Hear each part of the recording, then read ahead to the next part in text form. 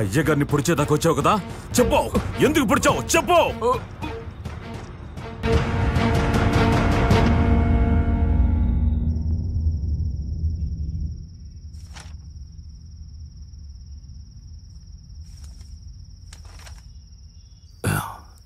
నజీంబాయ్ లెక్క చాలా రోజుల నుంచి తేలలేదు. వసూలుకు మనిషిని పంపించావు.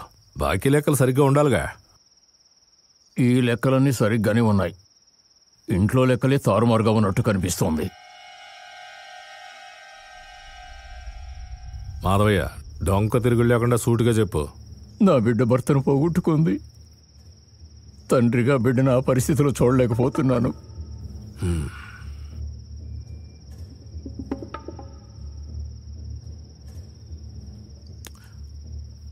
మా వాడ ఆయుష్ అంతే మరి. ఎవరేం చేయగలం చెప్పు. ఈ పని చేసిన బొబ్బిలి వినాయకాన్ని వేసేసినా నేనింకా బాధపడుతూనే ఉన్నాను. ఆ కథ ఊళ్ళో వాళ్ళు నమ్ముతారు. వెళ్ళింది ముగ్గురు, బతికొచ్చింది మాత్రం ఇద్దరే. పరాయి వాళ్ళు చేశారంటే నమ్మేలా ఉందా చెప్పండి. తలారిని అనుమానిస్తున్నావా? తలారి విశ్వాసం ఎటువంటిదో నాకు తెలుసు. మరి నన్ను అనుమానిస్తున్నావు? మీ స్వభావం ఎలాంటిదో నాకు తెలియంది కాదు. మీ స్థానం దక్కించుకోవడానికి ఎవరినైనా బలిస్తారని నాకు తెలుసు. మీరు గొప్పవారు కావడానికి ఎన్ని కుట్రలు కుతంత్రాలు చేశారో అందరికీ తెలుసు. కానీ అవన్నీ మీరు ఎలా చేశారో నాకు మాత్రమే తెలుసు.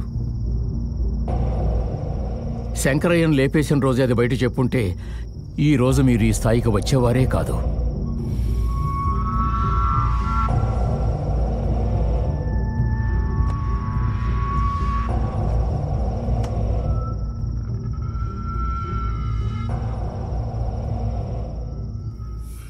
మాధవయ్య, లెక్కల పుస్తకం పెట్టేసి వెళ్ళు.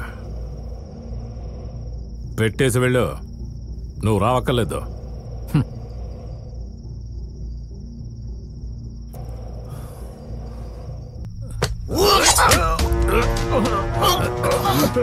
నోరు మూసుకుని పడుంటావనుకుంటే ఇప్పుడు నన్ను బెదిరించేదాకా వచ్చావా?